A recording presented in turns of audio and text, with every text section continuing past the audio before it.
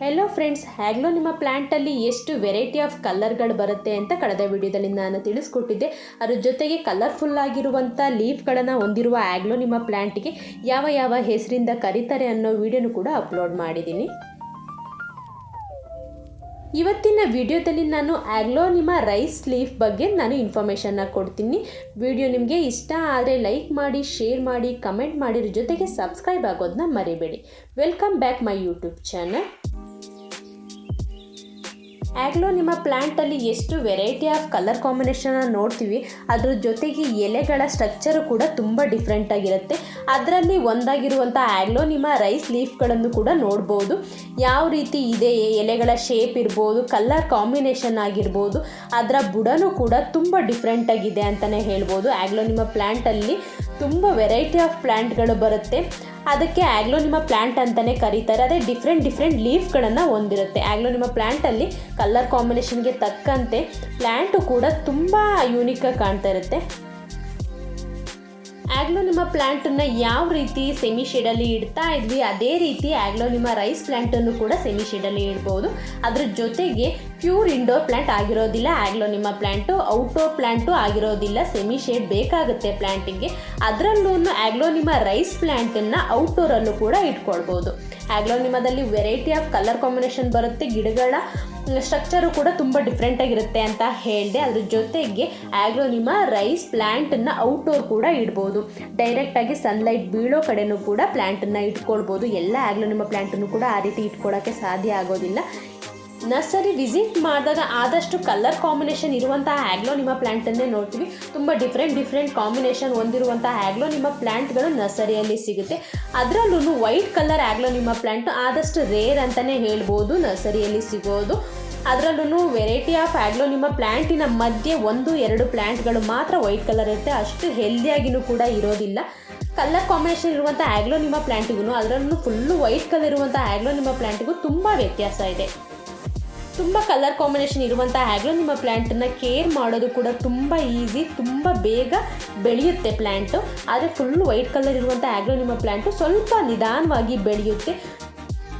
ಎಲ್ಲ ರೀತಿಯ ಹ್ಯಾಗ್ಲೋನಿಮಾ ಪ್ಲ್ಯಾಂಟಿಗೂ ಕೂಡ ಒಂದೇ ರೀತಿಯ ಪಾಟ್ ಮಿಕ್ಸ್ನ ತೊಗೊಳ್ಬೋದಾ ಅನ್ನೋದಾದರೆ, ಡಾರ್ಕ್ ಶೇಡಲ್ಲಿರುವಂಥ ಹ್ಯಾಗ್ಲೋನಿಮಾ ಪ್ಲ್ಯಾಂಟಿಗೆ ಬೇರೆ ರೀತಿಯ ಪಾಟ್ ಮಿಕ್ಸ್ನ ತೊಗೊಳ್ಬೇಕಾಗುತ್ತೆ.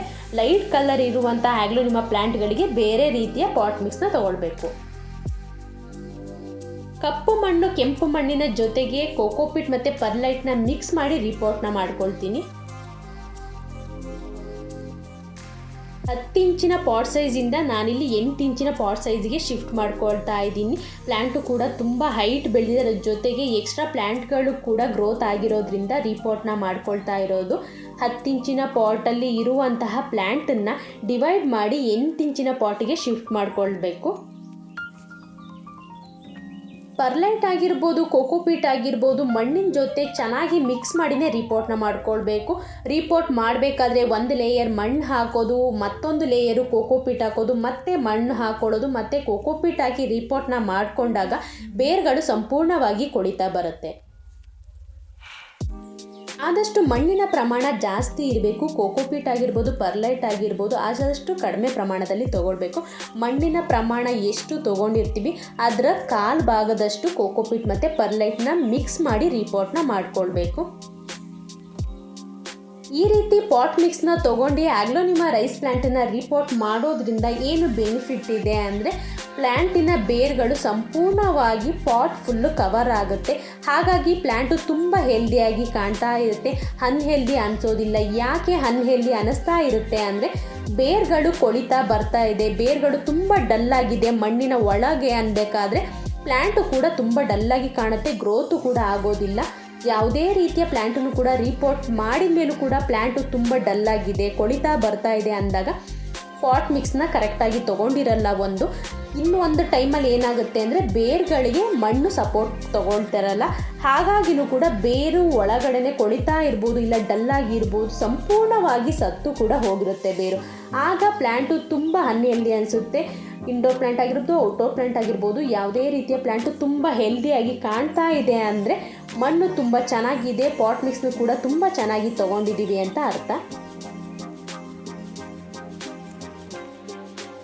ಅಂಟಿರುವ ಮಣ್ಣನ್ನು ಬಳಸಿ ರೀಪಾಟ್ನ ಮಾಡ್ಕೊಳ್ಳೋದ್ರಿಂದ ಗಿಡಕ್ಕೆ ನೀರು ಹಾಕಿದಾಗ ತುಂಬ ಟೈಮು ಹಿಡಿದಿಟ್ಕೊಂಡಿರುತ್ತೆ ನೀರನ್ನು, ಹಾಗಾಗಿ ಗಿಡ ಕೊಳಿತಾ ಬರುತ್ತೆ. ಅದರಲ್ಲೂ ಇಂಡೋರ್ ಪ್ಲ್ಯಾಂಟ್ಗಳಿಗೆ ಆದಷ್ಟು ಬೇಗ ಡ್ರೈ ಆಗುವಂಥ ಮಣ್ಣನ್ನು ಬಳಸಿ ರೀಪಾಟ್ನ ಮಾಡ್ಕೊಳ್ಳೋದು ತುಂಬ ಒಳ್ಳೆಯದು.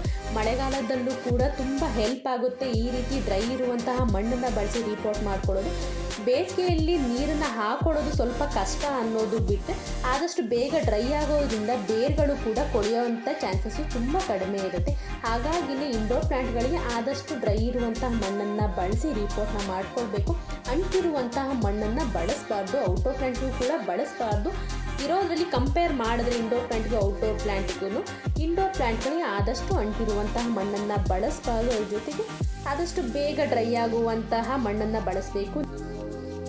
ಆಗ್ಲೋನಿಮಾ ಪ್ಲ್ಯಾಂಟಲ್ಲಿ ಬೇರುಗಳು ಕೂಡ ತುಂಬ ತಿಕ್ಕಾಗೇ ಇರುತ್ತೆ. ಹಾಗಾಗಿನೇ ಒಂದು ಪಾಟಿಂದ ಇನ್ನೊಂದು ಪಾಟಿಗೆ ರೀಪಾಟ್ನ ಮಾಡ್ಕೊಳ್ಳೋದು, ಶಿಫ್ಟ್ ಮಾಡ್ಕೊಳ್ಬೇಕಾದ್ರೆ ಬೇರುಗಳು ಡ್ಯಾಮೇಜ್ ಆದ್ರೂ ಕೂಡ ಗಿಡ ಹಾಳಾಗೋದಿಲ್ಲ. ಜೊತೆಗೆ ಎಲೆಗಳು ಎಷ್ಟು ಪ್ರಮಾಣದಲ್ಲಿ ಗಿಡದಲ್ಲಿ ಇರುತ್ತೆ ಅದೇ ರೀತಿ ಬೇರುಗಳು ಕೂಡ ತುಂಬ ಇರುತ್ತೆ. ಹಾಗಾಗಿನೇ ಪ್ಲ್ಯಾಂಟು ಬೇಗ ಡಲ್ ಆಗೋದಿಲ್ಲ. ಅದ್ರ ಜೊತೆಗೆ ಪ್ಲ್ಯಾಂಟಿಗೆ ನೀರು ಜಾಸ್ತಿ ಆಗ್ಬೋದು, ಸನ್ಲೈಟ್ ಡೈರೆಕ್ಟಾಗಿ ಬೀಳ್ತಾ ಇದೆ, ಒಂದೊಂದು ಟೈಮು ಫರ್ಟಿಲೈಸರ್ ಕೂಡ ತುಂಬ ಜಾಸ್ತಿ ಆಗಿದೆ, ಪ್ಲ್ಯಾಂಟು ಕೊಳ್ತೋಗುತ್ತಾ ಅನ್ನೋ ಭಯ ಸ್ವಲ್ಪ ಕಡಿಮೆ ಇರುತ್ತೆ. ಆದಷ್ಟು ಸೆನ್ಸಿಟಿವ್ ಇರುವಂತಹ ಬೇರುಗಳು ಬೇಗ ಕೊಳಿತಾ ಬರುತ್ತೆ.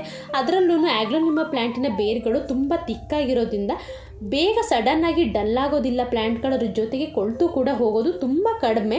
ಆದಷ್ಟು ಯಾವ ರೀತಿ ಪಾಟ್ ಮಿಕ್ಸ್ನ ತೊಗೊಂಡಿರ್ತೀವಿ ಅನ್ನೋದು ಡಿಪೆಂಡ್ ಆಗುತ್ತೆ. ಅದ್ರ ಜೊತೆಗೆ ಯಾವ ರೀತಿ ಬೇರುಗಳು ತಿಕ್ನೆಸ್ ಆಗಿದೆಯಾ, ತಿನ್ನಾಗಿದೆಯಾ ಅಂತ ನೋಡಿಕೊಂಡು ನಾವು ರೀಪಾಟ್ನ ಮಾಡ್ಕೊಳ್ಬೇಕು.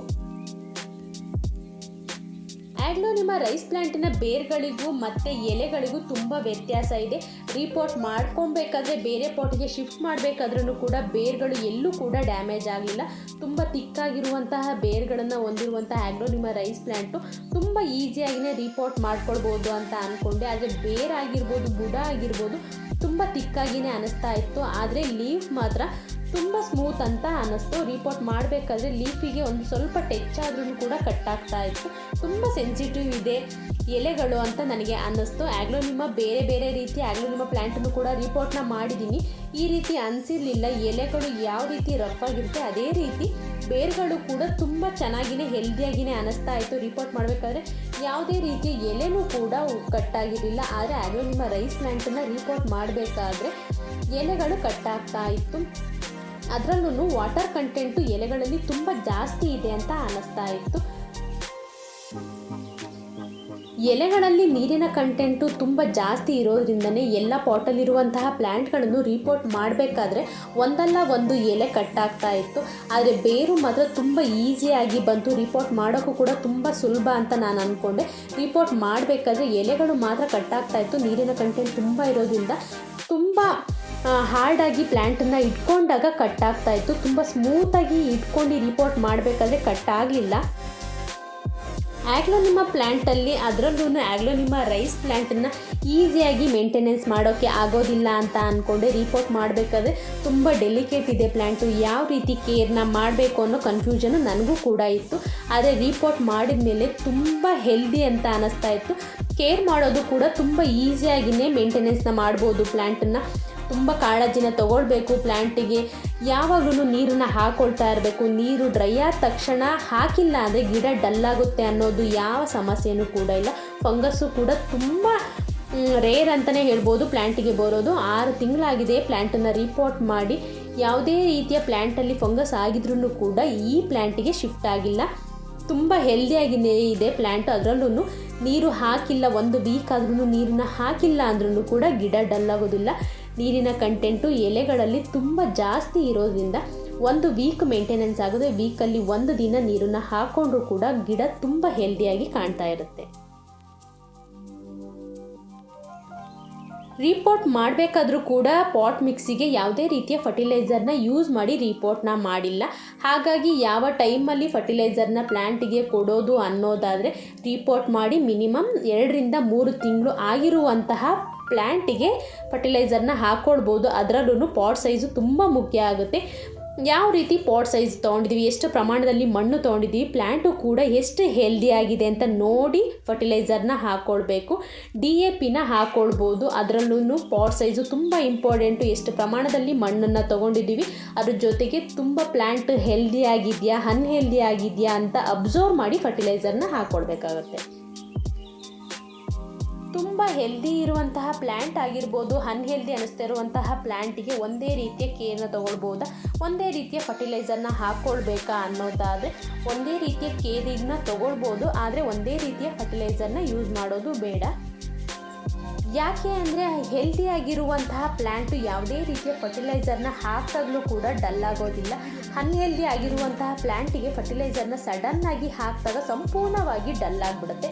ಹಾಗಾಗಿನೇ 2-3 ತಿಂಗಳು ಆಗಿದೆ ರಿಪೋರ್ಟ್ನ ಮಾಡಿ ತುಂಬ ಹೆಲ್ದಿಯಾಗಿ ಅನ್ನಿಸ್ತಾ ಇದೆ ಪ್ಲ್ಯಾಂಟು ಅನ್ನುವಂತಹ ಪ್ಲ್ಯಾಂಟಿಗೆ DAPನ ಹಾಕ್ಕೊಳ್ಬೇಕು. ಅದರಲ್ಲೂ ಪಾಟ್ ಸೈಜ್ ತುಂಬ ಇಂಪಾರ್ಟೆಂಟ್ ಆಗುತ್ತೆ ಅಂತ ಮೊದಲೇ ನಾನು ಹೇಳಿದೆ. ಅದ್ರ ಜೊತೆಗೆ ತುಂಬ ಅನ್ಹೆಲ್ದಿ ಅನ್ನಿಸ್ತಾ ಇದೆ ಪ್ಲ್ಯಾಂಟು, ಯಾವ ರೀತಿ ಅದಕ್ಕೆ ಫರ್ಟಿಲೈಸರ್ನ ಕೊಡೋದು, ಹೆಲ್ದಿಯಾಗಿ ಕಾಣಬೇಕಾದ್ರೆ ಯಾವ ರೀತಿ ಕೇರ್ನ ತೊಗೊಳ್ಬೇಕು ಅನ್ನೋದಾದರೆ ಯಾವುದೇ ರೀತಿಯ ಫರ್ಟಿಲೈಸರ್ನ ಬುಡಕ್ಕೆ ಹಾಕೋದು ಬೇಡ. 19 ಸ್ಪ್ರೇ ಮಾಡಿದರೆ ಸಾಕು. ಅದೇನು ಫರ್ಟಿಲೈಸರ್ ಆ ಥರ ವರ್ಕ್ ಮಾಡೋಕ್ಕೆ ಶುರುವಾಗುತ್ತೆ. ಪ್ಲ್ಯಾಂಟು ಕೂಡ ತುಂಬ ಹೆಲ್ದಿಯಾಗಿ ಕಾಣುತ್ತೆ. ಹಾಗಾಗಿನೇ ತುಂಬ ಅನ್ಹೆಲ್ದಿ ಅನ್ನಿಸ್ತಾ ಇರುವಂತಹ ಪ್ಲ್ಯಾಂಟ್ಗಳಿಗೆ 19 ಸ್ಪ್ರೇ ಮಾಡಿದರೆ ಸಾಕು. ಜಸ್ಟ್ ತುಂಬ ಹೆಲ್ದಿ ಅನ್ನಿಸ್ತಾ ಇದೆ ಪ್ಲ್ಯಾಂಟು ಅನ್ನೋ ಅಂಥ ಪ್ಲ್ಯಾಂಟ್ಗಳಿಗೆ DAPನ ಹಾಕ್ಕೊಳ್ಬೇಕು. ಆಗ್ಲೋನಿಮಾ ಪ್ಲ್ಯಾಂಟಲ್ಲಿ ಒಂದಾಗಿರುವಂಥ ಆಗ್ಲೋನಿಮಾ ರೈಸ್ ಪ್ಲ್ಯಾಂಟಿಗೂ ಆಗ್ಲೋನಿಮಾ ಪ್ಲ್ಯಾಂಟಿಗೂ ಇರುವಂತಹ ವ್ಯತ್ಯಾಸನ ಇವತ್ತಿನ ವಿಡಿಯೋದಲ್ಲಿ ನಾನು ತಿಳಿಸ್ಕೊಟ್ಟಿದ್ದೀನಿ. ಇನ್ನಷ್ಟು ಇಂಡೋರ್ ಪ್ಲ್ಯಾಂಟ್ಗಳ ಕಲೆಕ್ಷನ್ನ ಪರಿಚಯ ಮಾಡಿಕೊಡೋದ್ರ ಜೊತೆಗೆ ಆದಷ್ಟು ಮಾಹಿತಿನೂ ಕೂಡ ನೆಕ್ಸ್ಟ್ ವಿಡಿಯೋದಲ್ಲಿ ತಿಳಿಸ್ತಾ ಹೋಗ್ತೀನಿ. ವಿಡಿಯೋ ನಿಮಗೆಲ್ಲ ಇಷ್ಟ ಆಗಿದೆ ಅಂದ್ಕೊಂಡಿದ್ದೀನಿ. ವಿಡಿಯೋನ ಇಲ್ಲಿಗೆ ಎಂಡ್ ಮಾಡ್ತಾ ಇದ್ದೀನಿ. Thank you for watching.